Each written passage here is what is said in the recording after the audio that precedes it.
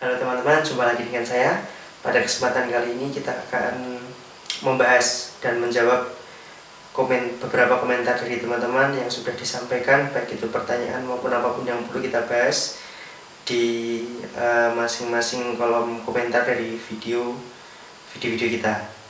Oke, kita akan membahasnya dari atas. Jadi pertama, datang 9 detik yang lalu dari Yoga Pratama. Pak, sebelumnya terima kasih atas video-video tutorial mengemudinya yang sangat membantu. Kalau boleh, saya meminta tolong dibuatin tips dan trik tutorial mengemudi di turunan dan tanjakan lagi. Terima kasih. Oke, untuk ini memang perlu kita buat sekali lagi karena yang sudah ada itu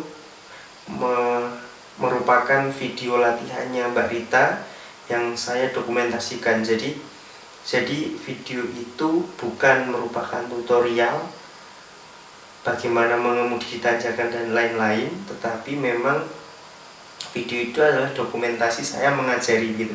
Video itu adalah dokumentasi saya melatih orang mengemudi.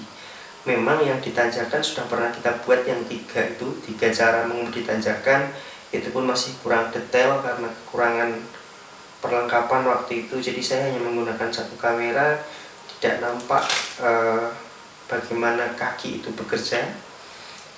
Dalam waktu dekat akan kita buat. Kemudian ini Mas, gimana kita menyalakan mesin pada saat aki dalam keadaan drop? Tentunya kita memerlukan tenaga untuk mendorong. Bagaimana posisi persneleng dan kapan kita harus memutar kunci start? Ini dari Hartati. Baik, pada saat mobil mogok, entah karena apapun, terutama karena aki ya, karena kalau akinya soak begitu, sedangkan yang lain normal, insya Allah masih kita jalan, bisa jalan yaitu dengan cara didorong.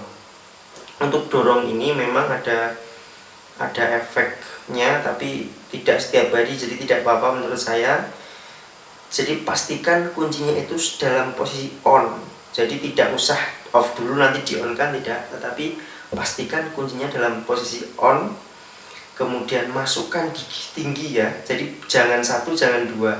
Satu bisa, tapi nanti akan begini, begitu, jadi benar-benar akan terbebani mesinnya. Persneleng 4 atau kalau mungkin 5, 4 aja, paling baik 4. Jadi 4, gigi 4 dikopling begitu, kemudian minta dorong orang lain.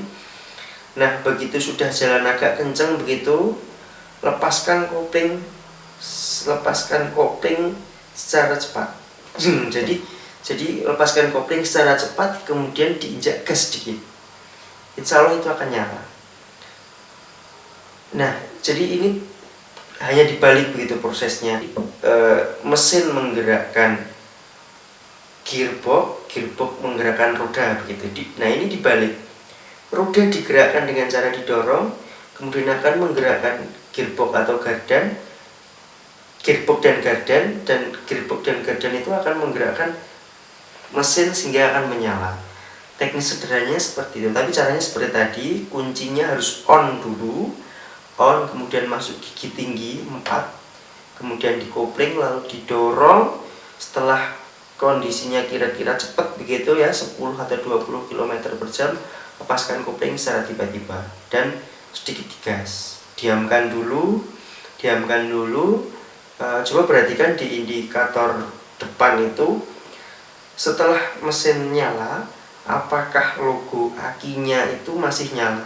Kalau logo akinya masih nyala, berarti pengisian aki dari dinamo ampere kalau saya bilang, atau alternator atau apapun istilahnya, yang jelas itu kan ada mekanisme pengisian aki. Nah, mekanisme pengisian aki itu yang tidak sehat kalau indikator akinya masih menyala.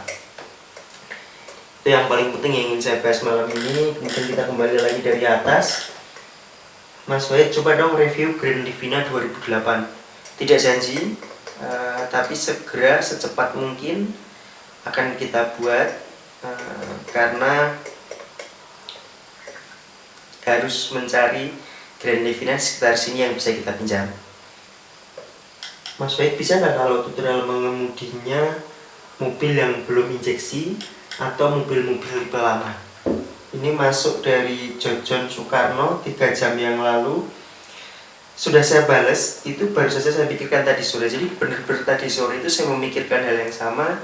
Sudah saya diskusikan dengan tim, bagaimana kalau kita membuat mobil yang belum injeksi, mobil yang belum power steering. Kita akan membuat tutorial tentang itu, apa aja yang harus dilakukan. Itu sudah terpikirkan tepat sebelum Mas Jojon Soekarno menanyakan. Jadi baru kita cari nih mobil mana yang bisa dipinjam untuk dibuat bahan membuat tutorial. Ini ada yang bercanda ngomen video yang baru saya upload tadi malam, tadi sore. Ada yang pertama begitu, terus ada yang mengomentari, ya wis saya premium saja. Saya juga ikut mengomentari, saya minyak tanah. Ada yang ngomen juga, saya pakai thinner dan lain-lain. Mantap Mas tutornya, terima kasih. Cara ketiga, kalau untuk mobil mesin diesel oke, tapi kalau untuk mobil mesin bensin agak menakutkan buat para pemula. Dikomentari oleh Fitri Afrilanti di video 3 cara menanjak. Terima kasih.